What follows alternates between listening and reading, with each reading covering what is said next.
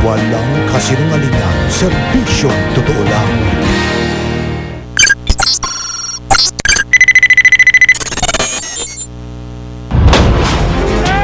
Ngayong gabi sa investigador, Lolo, inaabuso raw ang sariling mga apo. Sabi naman ng lolo namin, sige papasukin mo. Tapos nilak na ulit yung punta, pinapasok yung 12 years old namin pinsan. Tapos sabi ng lolo namin, magubad din daw. Tapos pinapapatong sa hita. Tapos kinikis na daw yung ano niya. Kayo nga ho ba si Kayo ho, may reklamo sa inyo. Mas magiging pong sumama kayo ng maayos kaysa magkasakit na po tayo dito. Mailap na drug lord sa Baclaran, mahuhulog na kaya sa kamay ng kinaukulan. Pupunta lang yun ng Baclaran para mapagsak ng bato. Tapos aalis na yan.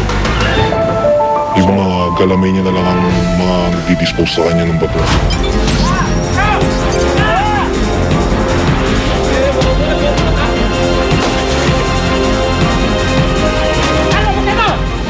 Mga dayuwang recruiter, inirereklamo ng mga aplikante. You have committed a crime here. Doing illegal here. There are lots of complainants here. Filipino complainants. I have not committed a crime. No call, I am going to call my lawyer. Magandang gabi po, ako si Michael Riquez at ito ang investigador. Huwag kayong bibitiw dahil ang mga kwentong isinusumbong nyo sa amin, hindi namin tatantanan.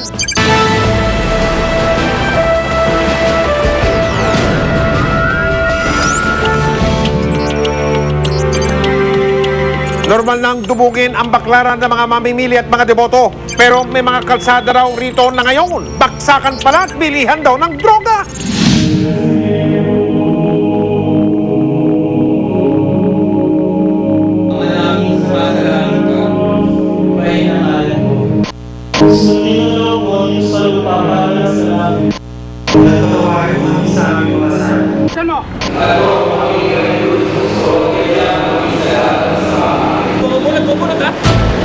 Hindi pa man nagbubukang liwayway, buhay na ang simbahan ng Baclaran. Miyerkules na naman kasi, kaya daksa ang mga deboto rito. May mga nananalangin, may mga nagpapasalamat. Habang ang ilan ay nagsusumamot at lumuluhod para sa kanilang mga hiling. Hindi kalayuan sa simbahan ng Baclaran ang mga eksena sa ilang mga eskinita at kalsada at tila hindi raw naiiba. May mga deboto rin at tila may ibang sinasamba. Dahil ng aming masaksiyan ng malapitan, ang Diyos-Diyosan daw ng iba, mga hinihinalang drug lord. Sus Mariosep! Ang droga dito is parang palengke. Parang palengke ng drugs. In the streets, nagbebentahan sila. And it's open. Open siya eh. Parang it's a natural thing to everybody na mag-drugs doon. Kaya naman nung nakaraang taon, inumpisa na ang paglipol sa mga umano'y makasalanan sa batas. Gamit ng ilang search warrant, tinarget ng mga operatiba ng Reaction, Arrest and Interdiction Division ng National Bureau of Investigation o NBI raid ang mga lungga na mga tinuturong Diyos-Diyosan ng iligal na droga sa lugar. Si Jeremy Flores ang itinuturong kanang kamay ng grupo at ang kasosyo niyang si Cesaria Bertudes alias Mami. Pagdating sa lugar, santong paspasan ang sumalakay ang mga taga-NBI.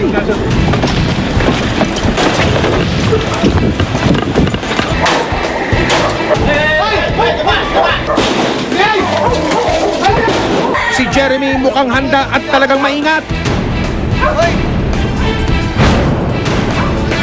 Pero hindi umubra ang style niya sa mga operatiba. Matapos ang taguan, halos manikluho ng mga inaresto. Habang sina Mami naman, halos tawagin na ang lahat ng santo. Sa isang iglap, tila nalumpo ang operasyon ng droga sa lugar. Pero sa negosyo nga ba na masamang bisyo, habang hindi nasusukol ang pinaka-lord, marami pa ring parokyano ang sasamba sa iligal na droga. Nung nahuli si Jeremy, hindi naman kasi naputol yung ulo eh. Naghanap lang siya ng bagong babagsakan ng droga. Naglipat lang yung taga-deliver, ng taga-benta.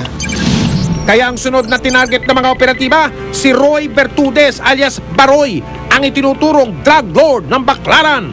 In Baclaran area, he's number one. Siya yung pinaka-head. Hindi mo siya pwedeng kompetensyahin. Siya lang dapat ang nagtutulak doon sa area na yan.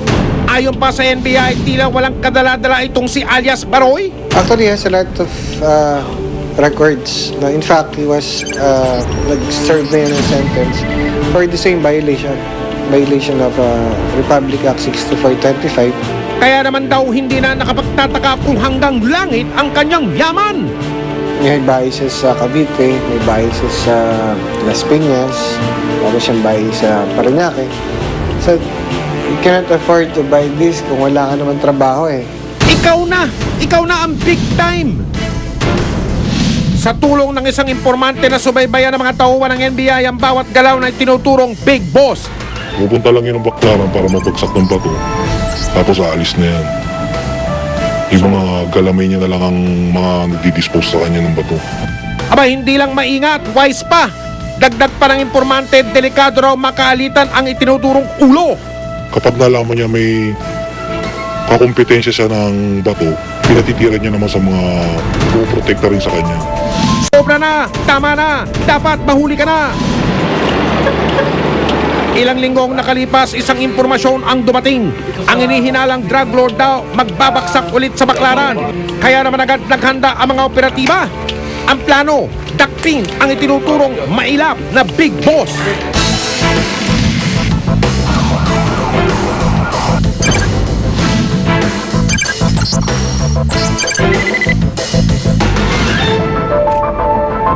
Pagdating sa target area, maingat na nagabang ang mga operatiba. Nagmasid, naghintay. Pero tila sadyang matinik si alias Baroy. Ilang oras ang lumipas, tila wala na yatang balak magparamdam ang hinihinalang tulak ng droga. Siguro mga thrice, mga 3 beses din natin in-attempt na makuha yan na nagdi-deliver. But, kasi gumagamit siya ng iba-ibang sasakyan. Minsan nakamotor siya, minsan naka-pedicab. Aba, henyo talaga sa tuguan itong si Roy ba? Mahuli pa kaya siya ng mga operatiba? Susunod, mga makapangyarihan nasa likod kaya ng mga hinihinalang drug lord? Talo mo ka na! Talo mo ha? Talo mo,